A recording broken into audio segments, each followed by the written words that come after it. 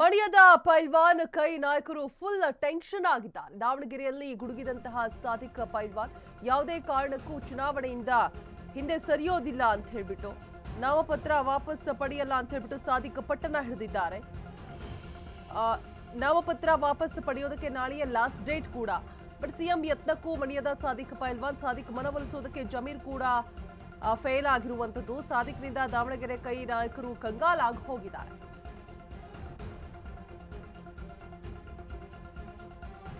ಯಾವುದೇ ಕಾರಣಕ್ಕೂ ಕೂಡ ಕೋಪ ಶಮನ ಆಗ್ತಾ ಇಲ್ಲ ಸಾದಿಕ್ದು. ಪಕ್ಷೇತರವಾಗಿ ನಿಲ್ತೀನಿ ಅಂತ ಹೇಳಿದ್ರು. ಕೈ ನಾಯಕರು ಫುಲ್ ಟೆನ್ಷನ್ ಆಗಿದ್ದಾರೆ. 4 ಸಲ ಅರ್ಜಿಯನ್ನ ಸಲ್ಲಿಕೆ ಮಾಡಿದ್ರು ಕೂಡ ಟಿಕೆಟ್ ಸಿಕ್ಕಿಲ್ಲ ಅಂತ ಹೇಳ್ಬಿಟ್ಟು ತಮ್ಮ ಅಳಲನ್ನ ತೋಡ್ಕೊಳ್ತಾ ಇದ್ದಾರೆ. ದಾವಣಗೆರೆಯಲ್ಲಿ ಸಾದಿಕ್ ಪೈಲ್ವಾನ್ನ ಯಾವುದೇ ಕಾರಣಕ್ಕೂ ಕೂಡ ನಾಮಪತ್ರ ವಾಪಸ್ ಪಡೆಯೋದಲ್ಲ ಅನ್ನುವಂತಹ ಪಟ್ಟನ್ನ ಹಿಡಿದು ಕೂತಿದ್ದಾರೆ. ನಾಳೆ ಲಾಸ್ಟ್ ಡೇಟ್ ಇದೆ, ಬಟ್ ಯಾವುದೇ ಕಾರಣಕ್ಕೂ ವಾಪಸ್ ತೆಗೆದುಕೊಳ್ಳಲ್ಲ ಅಂತ ಹೇಳ್ತಿದ್ದಾರೆ. ಪಕ್ಷೇತರವಾಗಿ ನಾನು ಸ್ಪರ್ಧೆ ಮಾಡ್ತೀನಿ ಅಂತ ಹೇಳ್ತಿದ್ದಾರೆ. ಸಾದಿಕ್ ಮನವೊಲಿಸೋದಕ್ಕೆ ಜಮೀರ್ ಕೂಡ ಮುಂದಾಗಿರುವಂತದ್ದು. ಅಲ್ಲೂ ಕೂಡ ಫೇಲ್ ಆಗಿದ್ದಾರೆ ಜಮೀರ್ ಕೂಡ. ಸಾದಿಕ್ನಿಂದ ದಾವಣಗೆರೆ ಕೈ ನಾಯಕರು ಕಂಗಾಲಾಗಿ ಹೋಗಿದ್ದಾರೆ. ಏನ್ ಮಾಡಬೇಕು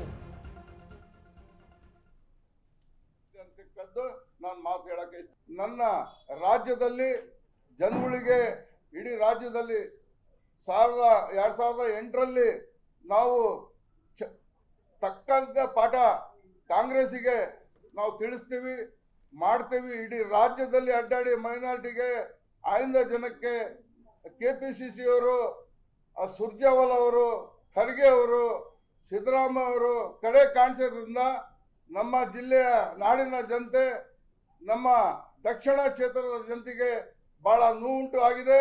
ಆ ಕಾರಣದಿಂದ ನಾನು ಈ ರಾಜ್ಯದಲ್ಲಿ ಈ ಡಿಸ್ಟಿಕ್ನಲ್ಲಿ ಆಮೇಲೆ ನನ್ನ ಕ್ಷೇತ್ರದಲ್ಲಿ ಜನಗಳಿಗೆ ಮನವೊಲಿಸಿ ನಾನು ಯಾವ ಕಾರಣಕ್ಕೂ ನನ್ನ ಜನ ತೀರ್ಪು ಕೊಡ್ತಾರೆ, ನನ್ನ ಗೆಲುವು ಖಚಿತ ಅಂತೇಳಿ ತಮ್ಮ ಮೂಲಕ ಹೇಳಕ್ಕೆ ಇಷ್ಟಪಡ್ತೇನೆ ಸರ್. ಜೈ ಹಿಂದ್, ಜೈ ಕರ್ನಾಟಕ. ಸರ್ ಭಾಳ ಬಂದು ನಾನು ಮೊಬೈಲ್ ಇಲ್ಲಿವರೆಗೂ ನಾನು ಯೂಸ್ ಮಾಡಿಲ್ಲ, ಎತ್ತೂ ಇಲ್ಲ. ಈಗ ನಿಮ್ಮ ಮಾಧ್ಯಮ ಮೂಲಕ ನಾನು ಬಂದಿದ್ದೇನೆ, ಮೊಬೈಲ್ ತಂದಿಲ್ಲ. ಭಾಳ ಜನ ಬಂದಿದ್ರು ಸರ್, ಭಾಳ ಜನ ಬಂದಿದ್ರು. ನಾನು ಖಚಿತ ಅಂತ ಹೇಳಿದ್ದೇನೆ, ಬೈಲಲ್ಲಿ ಇರ್ತಕ್ಕದ್ದು ನಿಜ ಅಂತ ಹೇಳಿದ್ದೇನೆ. ಅಲ್ಲಿ ಹೈಕಮಾಂಡರು ಅವರು ಎಲ್ಲ ಬರೋಕ್ಕೆ ವ್ಯವಸ್ಥೆ ಮಾಡ್ತಾ ಇದ್ದಾರೆ. ಆದರೆ ನಮ್ಮ ಸಮಾಜದಲ್ಲಿ ಅಲ್ಪಸಂಖ್ಯಾತರಿಗೆ, ಹಿಂದುಳಿದ ಜನಕ್ಕೆ ಮುಂಚೆ ಅವ್ರು ಮನವೊಲಿಸ್ಲಿ, ಆಮೇಲೆ ನನಗೆ ಮನವೊಲಿಸ್ಲಿ ಅಂತ ಕದ್ದು ನಾನು ಮಾತು ಹೇಳಕ್ಕೆ ಇಷ್ಟಪಡ್ತೀನಿ ಸರ್. ಇಲ್ಲ ಸರ್, ಅವೆಲ್ಲ ಸುಳ್ಳು ಸರ್, ಎಲ್ಲ ಸುಳ್ಳು ಸರ್. ಅವ್ರು ಯಾರು ನನಗೆ ಮನವೊಲಿಸೋದಕ್ಕಿಂತ ಮುಂಚೆ ನಾಡಿನ ಜನತೆಗೆ, ನಮ್ಮ ಸಮಾಜ ಅಲ್ಪಸಂಖ್ಯಾತರಿಗೆ, ಆಯ್ದ ಜನಕ್ಕೆ ಮನವೊಲಿಸಿದ ಮೇಲೆ ನನ್ನ ಹತ್ರ ಬಂದು ಆಮೇಲೆ ಮನವೊಲಿಸ್ಬೇಕು ಸರ್. ನನ್ನ ಹತ್ರ ಬಂದು ಮಾತಾಡ್ತಕ್ಕದ್ದು ಏನಿಲ್ಲ. 100% ಸರ್. ಇಲ್ಲ ಅಂತ ಹೇಳಿದ್ರೆ ನಾವು ಈ ರಾಜ್ಯದಲ್ಲಿ, ಡಿಸ್ಟಿಕ್ನಲ್ಲಿ, ನಾಡಿನಲ್ಲಿ ನಾವು ಬದುಕಬೇಕಂತ ಹೇಳಿದ್ರೆ ನಾವು, ನಮ್ಮ ಸಮಾಜ, ಆಯ್ದ ಜನ, ನಮ್ಮ ಅಭಿಮಾನರು, ನಮ್ಮ ಯುವಕರು ಏನ್ ತೀರ್ಪು ಕೊಡ್ತಾರ ಆ ತೀರ್ಪಿಗೆ ನಾನು ಬದ್ಧವಾಗಿರ್ತೇನೆ ಸರ್. ನನ್ನ ರಾಜ್ಯದಲ್ಲಿ ಒಂದು ಕಡೆ ಹೈಕಮಾಂಡ್ ಏನ್ ತೀರ್ಪು ಕೊಡುತ್ತೆ ಅದಕ್ಕೆ ಬದ್ಧವಾಗಿರ್ತೀನಿ ಅಂತ ಕೂಡ ಹೇಳ್ತಿದ್ದಾರೆ. ಮತ್ತೊಂದು ಕಡೆ ಟಿಕೆಟ್ ಸಿಕ್ಕಿಲ್ಲ, 4 ಸಲ ಅರ್ಜಿನ ಸಲ್ಲಿಕೆ ಮಾಡಿದ್ರು ಕೂಡ ಅನ್ನುವಂಥ ಒಂದು ಬೇಸರದಲ್ಲೂ ಕೂಡ ಇದ್ದಾರೆ. ಸೊ ನಾಮಪತ್ರ ವಾಪಸ್ ಪಡೆಯೋದಿಲ್ಲ ಯಾವುದೇ ಕಾರಣಕ್ಕೂ. ನಾಳೆ ಲಾಸ್ಟ್ ಡೇಟ್ ಇದೆ, ಬಿಗಿ ಪಟ್ಟನ್ನ ಹಿಡಿದು ಕೂತಿದ್ದಾರೆ. ಜಮೀರ್ ಕೂಡ ಸಮಾಧಾನ ಮಾಡುವಂಥ ಪ್ರಯತ್ನ ಮಾಡಿದ್ರು, ಆದರೂ ಕೂಡ ಸಾದಿಕ್ ಮನವೊಲಿಸೋದಕ್ಕೆ ಆಗಿಲ್ಲ. ಅಲ್ಲೂ ಕೂಡ ಫೇಲ್ ಆಗಿದ್ದಾರೆ. ಬಿಫೋರ್ ದಟ್ ಅವ್ರು ಹೋಗಿ ಮನವಿನ ಮಾಡಿಕೊಂಡ್ರು, ಅಟ್ಲೀಸ್ಟ್ ಒಂದು ಬಾರಿ ಅವಕಾಶ ಮಾಡಿಕೊಡಿ ಅಂತ ಹೇಳ್ಬಿಟ್ಟು. ಬಟ್ ಈ ಕಡೆ ಪ್ರಭಾ ಮಲ್ಲಿಕಾರ್ಜುನ್ ಅವರ ಕೂಗಿಗೆ, ಅವರ ಮಾತಿಗೆ ತಲೆ ಕೊಡಲೇ ಇಲ್ಲ, ಕಿವಿ ಕೊಡಲೇ ಇಲ್ಲ. ಮಗನ ಪರವಾಗಿನೇ, ಅಂದರೆ ಯುವಕರಿಗೂ ಕೂಡ ಅವಕಾಶ ಸಿಗಬೇಕು, ಯುವ ರಾಜಕಾರಣಕ್ಕೆ ಸಪೋರ್ಟ್ ಮಾಡಿ ಅಂತ ಹೇಳ್ಬಿಟ್ಟು ಸಮರ್ಥ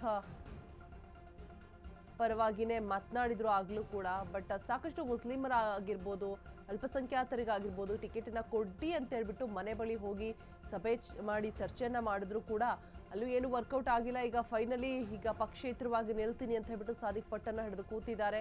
ನಾಮಪತ್ರ ಸಲ್ಲಿಕೆ ಕೂಡ ಮಾಡಿರುವಂಥದ್ದು. ಇದೀಗ ನಾಳೆ ಲಾಸ್ಟ್ ಡೇಟ್ ಇದೆ ವಾಪಸ್ ಪಡೆಯೋದಕ್ಕೆ. ಸಿಕ್ಕಾಪಟ್ಟೆ ಕುತೂಹಲ ಇದೆ, ಪಡಿತಾರಾ ಇಲ್ವಾ, ಮನವೊಲಿಸುವಂತಹ ಕೆಲಸ ಯಾರಿಂದನಾದ್ರೂ ಆಗತ್ತಾ ಇಲ್ವಾ ಅಂತ ಹೇಳ್ಬಿಟ್ಟು. ಬಟ್ ಈ ಕಡೆ ಪ್ರಭಾ ಅವರು ಹೇಳಿದ್ರು ನಾವು ಎಲ್ಲರ ವಿಶ್ವಾಸವನ್ನ ಗಳಿಸ್ತೀವಿ. ಬಿಕಾಸ್ ಶಾಂತನಗೌಡ್ ಏನಿದ್ರು ಅವರು ಕೂಡ, ಶಾಮನೂರು ಶಿವಶಂಕರಪ್ಪನವರು ಏನಿದ್ರು ಅವರು ಕೂಡ ಎಲ್ಲರ ವಿಶ್ವಾಸವನ್ನ ಗಳಿಸ್ಕೊಂಡಿದ್ರು.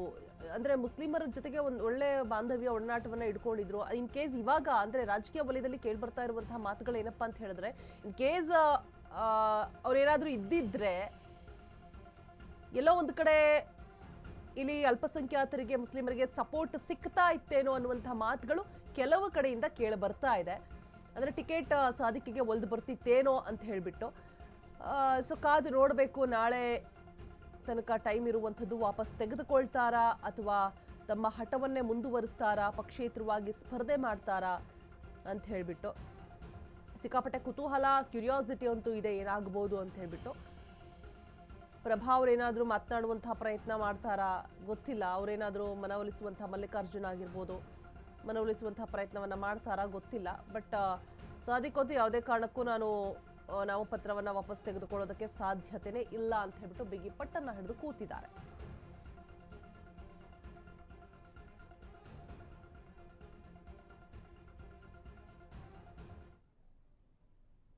ಬರೀ 15 ದಿನಗಳಲ್ಲಿ ಸಕ್ಕರೆ ಕಾಯಿಲೆನ ಕಂಟ್ರೋಲ್ ತರಲಿಕ್ಕೆ ದಿವ್ಯಾಮೃತದಂತೆ ಕೆಲಸ ಮಾಡುತ್ತೆ ಮೆಹಾಟೋನ್. ಕಹಿ ಇಲ್ಲ, ಒಗರಿಲ್ಲ, ಅಥವಾ ಇದರಲ್ಲಿ ರುಚಿ ಇಲ್ದಿರತಕ್ಕಂಥದ್ದಿಲ್ಲ. ಇದರಲ್ಲಿರ್ತಕ್ಕಂತಹ ಆಯುರ್ವೇದಿಕ್ ಅಂಶಗಳು ಸಹಿತ ಪ್ರಧಾನವಾಗಿರ್ತಕ್ಕಂಥದ್ದು ಅರಿಶಿನ, ಬೆಟ್ಟದ ನೆಲ್ಲಿಕಾಯಿ. ಅಂತಹ ಅದ್ಭುತವಾದಂಥ ಗುಣ ಮೆಹಾಟೋನ್ ಅಂತಕ್ಕಂಥದ್ದು.